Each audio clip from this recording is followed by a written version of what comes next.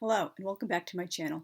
Today I'm going to be doing a vlog based off of a blog post I wrote on my main blog in February 2017 called Do Adults Not Want to Read About Other Adults Anymore? And it's about this phenomenon of adults who are like proudly announcing they only or almost only read YA instead of, God forbid, books about other adults that would just be too like boring and stupid and pretentious and icky. And behind me you see one of the pieces I drew a while ago. It's called Triangles Jubilee. I love doing geometric and abstract artwork, and those are also two of my beckoning cats. I love Japanese culture and literature, so let's get on with the blog post. And this is obviously a potentially unpopular opinion. I don't care who hates me for saying it because these are my, genuine feelings. And a lot of people who write similar articles like this, like people just go after them with like flaming pitchforks, and they totally misinterpret what's being said. Most of these people aren't saying you shouldn't read about like teenagers and YA books. If you're an adult, just saying, you need balance in your diet, and it's like good to read about other adults instead of like feeling you relate more to teenagers, which is kind of weird, and that does kind of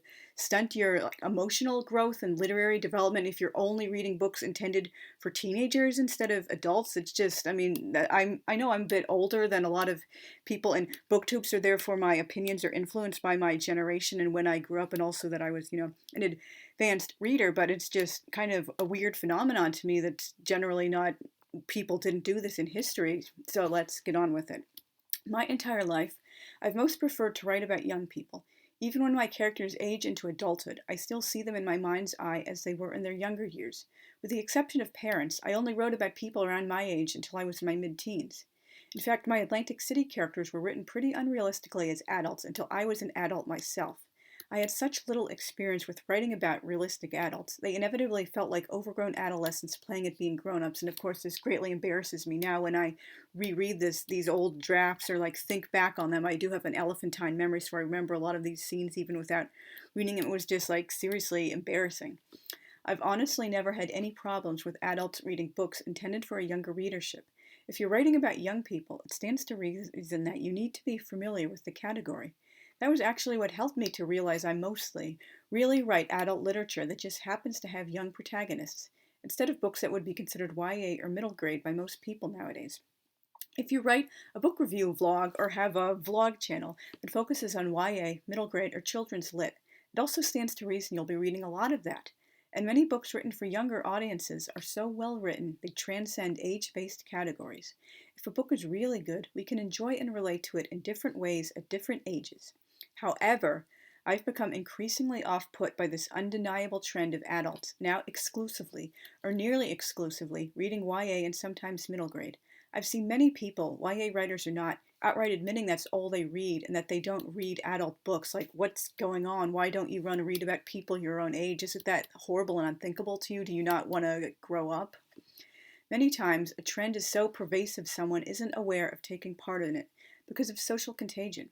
Take, for example, the explosion in first-person present tense and alternating narrators slash POV characters, point of view characters. Of course, I don't think everyone doing that is deliberately, mindlessly following a trend.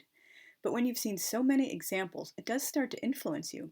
A lot of younger writers admit they think past tense and third person are stuffy, boring, and outdated, or don't think books can still be written that way, when actually that's the classic default for a reason. You really need to have a lot of experience in that. I would say at least 5 years and get good at reading it before writing it before you start branching out and experimenting with things. Even like first person past tense, get good at writing third person first, and then start experimenting with present tense if you've like nailed past tense, because those are like different POVs and tenses are a lot harder to do than many people think. You need to like have good grasp on the basics before you start experimenting and doing something new.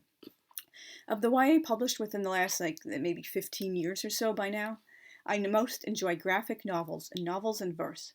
I also love contemporaries with a gritty urban setting, like the late great Walter Dean Myers' books, and if you're not familiar with him, I highly recommend him. He wrote a lot of wonderful, wonderful books. I can't say enough good things about him. Maybe I'll do some reviews of his books in future. I've been sadly disappointed in a lot of the YA historicals published in the US, as I mentioned in a previous vlog. It didn't really click at all with any of the other genres I had to read for my YA lit class when I was doing master's level work for library science. And the teacher was kind of, not maybe like annoyed, but just kind of frustrated and not really understanding when I basically ripped these like books to shreds. In most of my papers, she didn't understand why I didn't like them or wasn't trying to, like understand them better. But I mean, those were genuinely my reactions to these books. I didn't think they were very like well written. They were like kind of shallow. The writing style seemed kind of, stupid, lacking some technical finesse and like plot holes and just things I hated about them. And I particularly hated that the book thief. That book just makes me angry thinking about it. It's so obscenely overrated. And she did like the papers I wrote on a few books that I actually did like the graphic novel in verse, and Walter Dean Myers, and maybe a few others here and there. But genuinely, I did not click with most of these books I had to read or chose to read for this class at all. It's just how my brain is wired, how I process and like what I read and what I don't like reading.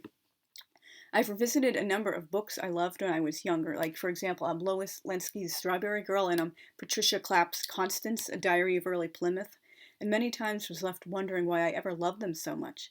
Maybe it was because I now read more as a writer than as a reader, but it's also due in part to how those books are written for a younger audience. Adults want different things out of a story than children, preteens, or teens.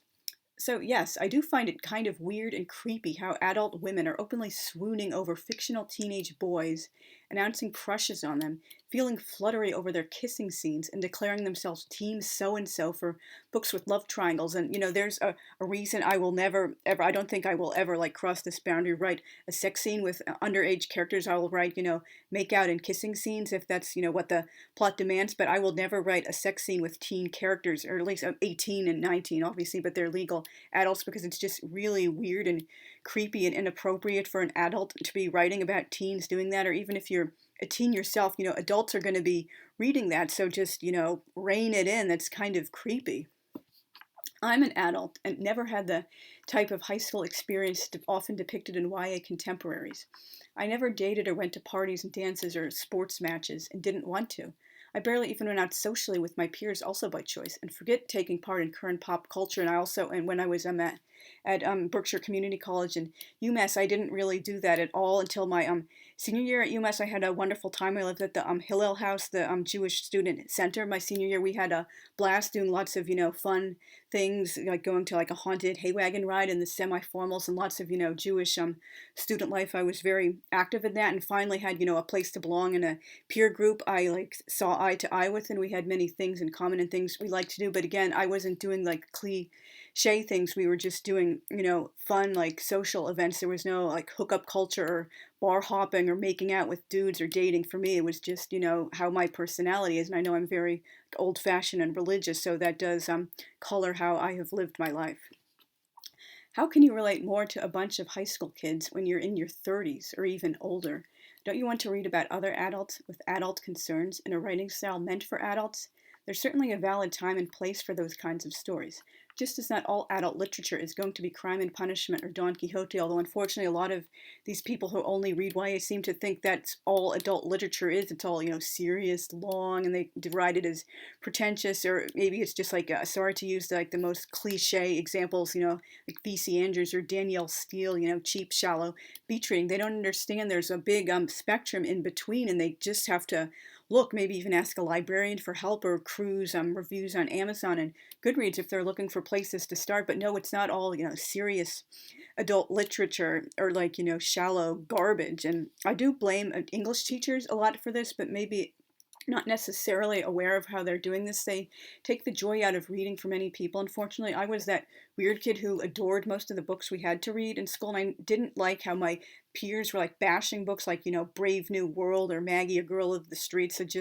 I loved those books we had to read, with like a few examples, like for example, Lord of the Flies. That's a long story. The teacher like really ruined it for us with this like creepy lecture, but that's a story for another topic. But anyway, a lot of English teachers, they like overanalyze these books, and they like basically tell students, oh, this is what you're supposed to think and how you're supposed to react, and let's write some boring essays about this and have test questions that don't really relate to the joy of reading. And a lot of students just like basically write off all adult literature as something like they recognize or like associate with their like high school and junior high English classes, or even maybe their university English and literature classes. They just don't understand or know how to read for fun, particularly if they never liked reading themselves, or that's something they chose to do, or came from a family of readers out side of school. So I do blame English teachers for a lot of this, and many students just can't shake that association as they get older. But hopefully many of them do, but some unfortunately never do. But anyway, that is like a serious problem. But we all do need a balanced diet, and too much of any one thing isn't good for us. And also, possibly many of these adults, because they started reading YA like at a certain age after the huge explosion, maybe like 15, 20 years ago by now, and then they just never graduated to adult literature but as they became older, because they were just used to reading about teenagers. And also, like, it used to be a big rite of passage. Oh, wow, I can read from the adult section of the library now. This is such a wonderful, exciting day. And, like, these students now, or younger people, just don't want to do that anymore. And maybe a lot of times they just stick with the genre or the certain, like, books or series they got into reading with and don't want to read anything more. And those are, like, all serious problems. And we need to, combat this. And I've also seen a lot of adults who start talking like characters in YA contemporaries. It's really embarrassing to hear a 30-something soccer mom regularly saying, for example, all the things, all the feels, all the whatevers. Oh, so I may or may not be doing this thing I quite obviously am doing, or so this happened, and just this like weird, goofy, dated slang. It makes me cringe. The real life writing style is often indistinguishable from that of an actual teenager, as I've seen when I've looked at, adult blogs of people writing YA. I mean, I don't really do this so much anymore because I went indie and I'm not really involved with the trad pub community so much anymore. And a lot of those bloggers I was like friends or acquaintances with a while back, they're inactively blogging or don't blog anymore. And also I've kind of pulled back from the like Twitter, particularly the social media with people trying for TradPub are involved in it. There's just so much like toxicity in it, particularly in YA Twitter, which has been well documented online. For example, like the bullying, the callouts, the cancel culture, the like going for books with flaming pitchforks because they were deemed problematic, even based on reviews of people who with an agenda and axe to grind, or like taking something out of context and not trying to understand it properly. So I have, pulled back a lot from that recently. But you can like look all that stuff up online. That's a topic for another post. And also, because of this stunted mindset with adults who are only reading about teenagers because they just never like mentally or emotionally, psychologically graduated to wanting to read adult literature, they act like overgrown teens themselves. I've seen them on Twitter. Like, for example, a lot of the people I've blocked on Twitter have anime avatars, and they just, the way they react, they don't understand how to make an intelligent counter argument or debate someone or disagree with someone or just offer their own POV. It's just like insults and like death threats and garbage, like cry more, delete your account, or like lobbing a misogynistic slur at somebody. Like, learn how to communicate like an adult. Don't act like you're like 13 years old, even if you're that old. It's just embarrassing and reflects poorly on you, and it shows you're not growing up at all and don't know how to act and like speak like a grown-up. This feels like deliberate cognitive stunting, avoiding engaging with writing intended for adults. Having a favorite or preferred genre, books, music, movies, artwork, etc., doesn't mean you should exclusively consume it. It makes us better rounded when we sample from other buffets. And I mean, even if we do read adult literature, we should try to branch out a little bit into other genres we don't like or not like really familiar with as much. Even that doesn't mean our favorite genre ceases to exist or we get a new favorite. It just means we're experimenting and like stepping out of our comfort zone a little bit. And so these basically need to just learn to sample from a wide variety of things and don't feel like you compelled to only read about teenagers because that was what you're familiar with, or you're afraid of adult literature. You think it's all like Don Quixote or Charles Dickens or like some like really serious heavy stuff like that. No, there's a lot of fun stuff in between if you're interested in that, and just ask a librarian or a book blogger or just anyone to give you some helpful pointers about that. And it's not meant as a personal attack to say, you shouldn't really be reading so much YA when you're an adult. That's not telling you shouldn't read it at all, or that it's like the books are bad or wrong or poorly written. It's just, you need to like step outside of your boundaries and like just learn about a wider buffet, and don't feel compelled to only one thing and stereotype like an entire age-based category of literature because like bad impressions from English class, or you're just not familiar with it, and so you're basically not even letting yourself get acquainted with it. So those were my thoughts on this subject, unpopular as they may be. If you've listened to the end, thank you very much. Please consider subscribing if you haven't already. I do mostly booktube and authortube, and maybe doing a few other subject in future, such as like classic film or book reviews, and also maybe doing some piercing tube videos about my many ear piercings, my nostril, and a few other upcoming ones I have planned. So please consider subscribing. Thank you very much for watching. I'll see you very soon. Thanks. Bye.